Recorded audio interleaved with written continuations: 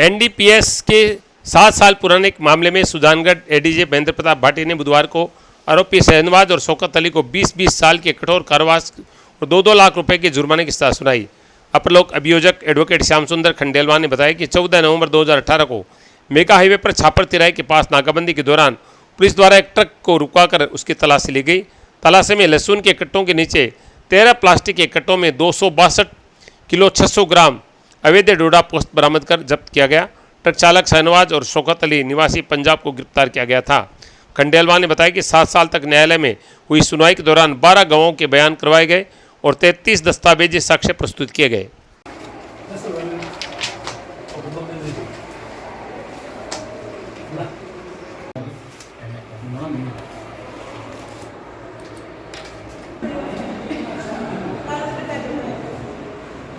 सुजानगढ़ ने 2018 में 2 व्यक्ति शाहनवाज और एक शौकत को गिरफ्तार किया था, जिनके पास से 262 किलो डोडा पोस्ट बरामद हुआ था, जिसका चालान या न्यायालय एनडीपीएस कोर्ट सुजानगढ़ में प्रस्तुत हुआ था, जिसमें कुल हमने 12 गवाह और 33 दस्तावेज पेश किए थे, जिसके आधार पर आज विभिन्न धाराओं में दोनों मुलजिमान को अलग अलग 20-20 वर्ष का कारावास, कठोर कारावास और 2-2 लाख रुपए के अर्थदंड से दंडित किए। सुजानगढ़ नगर परिषद के कमिश्नर मगराज डूडी ने बुधवार को दावा किया कि जिला प्रशासन और नगर परिषद कर्मियों के प्रयासों और जनप्रतिनिधियों के सहयोग से शहर में जल भराव वाले क्षेत्रों का ज़्यादातर पानी निकाला जा चुका है। डूडी ने कहा कि सुजानगढ़ में 5 दशक बाद इतनी भारी बरसात हुई है। बारिश के तुरंत बाद प्रशासन इंतजामों में जुट गया, लेकिन इसके बाद भी फिर से आई बरसात से दिक्कत आई। फिर भी जिला प्रशासन के सहयोग से बाहर से पंप सेट मंगवाकर यहाँ लगे पंप सेटों की क्षमता बढ़ाकर जनप्रतिनिधियों के सहयोग से हम इस आपदा से इसे हालात पर काबू पाने में सफल हो गए। कमिश्नर ने बताया कि होली धोरा, दुलियाबाद, छपटिया तलाई, नलियाबाद समेत नातोताब के कुछ क्षेत्रों में पानी निकाल दिया गया है। उम्मीद है कि आने वाले 2-3 दिनों में पूरे प्रयास लगाकर सभी क्षेत्रों का पानी निकाल दिया जाएगा। उन्होंने बताया कि जल भराव का आंकलन करने के बाद से बड़े पंप मंगाए गए, करीब 40 से ज़्यादा पंप लगाए गए।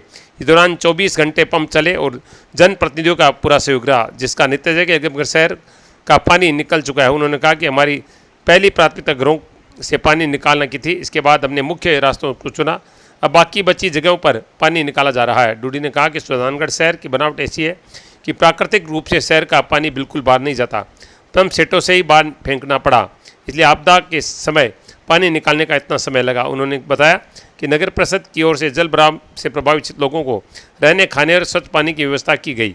अब शहर में फॉगिंग करवाई जा रही है, जिससे मच्छर नहीं पनपे। साथ ही मेडिकल की टीम भी मुस्तैदी के साथ काम कर रही है।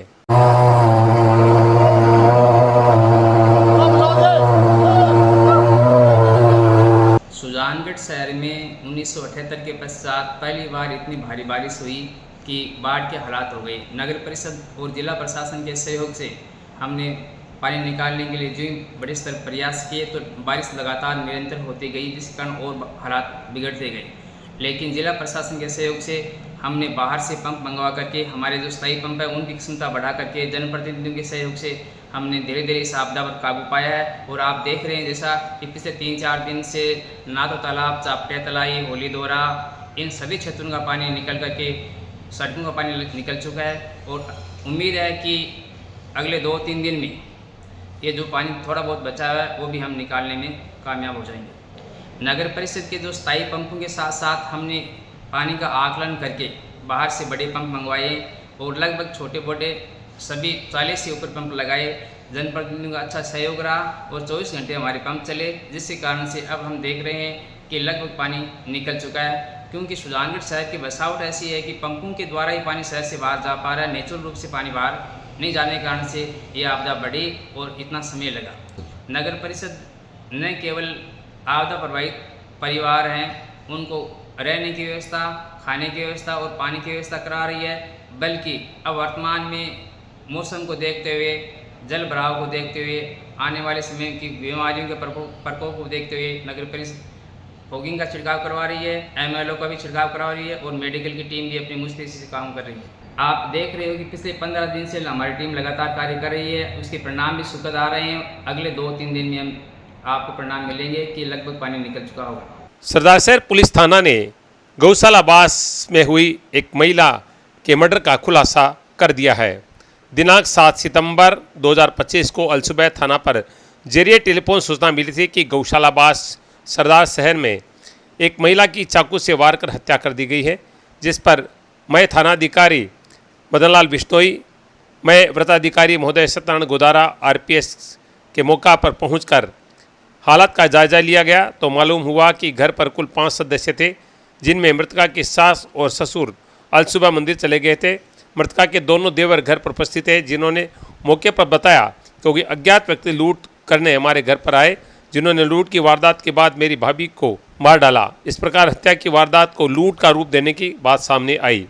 दिनांक 7 सितंबर को श्री रामनिवास पुत्र तोलाराम जाति पुरोहित पारिक उम्र 57 साल निवासी डेलवा पीएसरी डूंगरगढ़ जिला बीकानेर ने रिपोर्ट दर्ज करवाई थी कि मेरे सगे बड़े भाई विद्याधर पुत्र तोलाराम की पुत्री पूनम की शादी 26/4/2021 को सरदासर के गौशाला बास निवासी कपिल पांड्या पुत्र गिरधारी लाल पांडे के साथ हुई थी। शादी के कुछ समय बाद ही पूनम को उसके पति कपिल देवर हितेश दहेज के लिए तंग परेशान करने लगे थे। दिनांक 7 सितंबर को सुबह 4:43 पर फोन आया कि पूनम की छत से गिरने से मृत्यु हो गई है, उसके काफ़ी चोटें आई है। लगभग 20 मिनट बाद दोबारा फोन आया कि विद्याधर ने बताया कि पूनम की किसी ने चाकू से गला काटकर हत्या कर दी है। आदि रिपोर्ट पर मुकदमा 340 85 103 बीएनएस में दर्ज किया जाकर अनुसंधान श्री सत्यनारायण गोदारा आरपीएस व्रताधिकारी सदस्य द्वारा शुरू किया गया।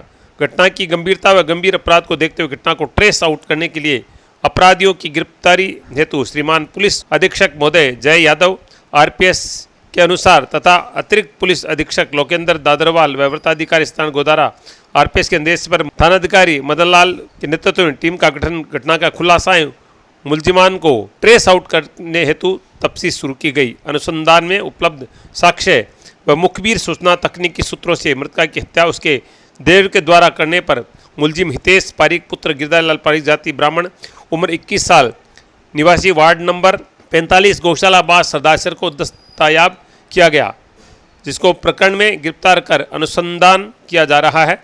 अब तक के अनुसंधान में उपलब्ध साक्ष्य एवं मुखबिर सूचना तकनीकी सूत्रों से सामने आया कि मृतका का देवर हितेश द्वारा मृतका के साथ जबरदस्ती का प्रयास किया गया था, जिसका मृतका द्वारा विरोध करने पर हत्या करना पाया गया है। अन्य नामजद मुलजिमा बाबत गहनता से अनुसंधान जारी है।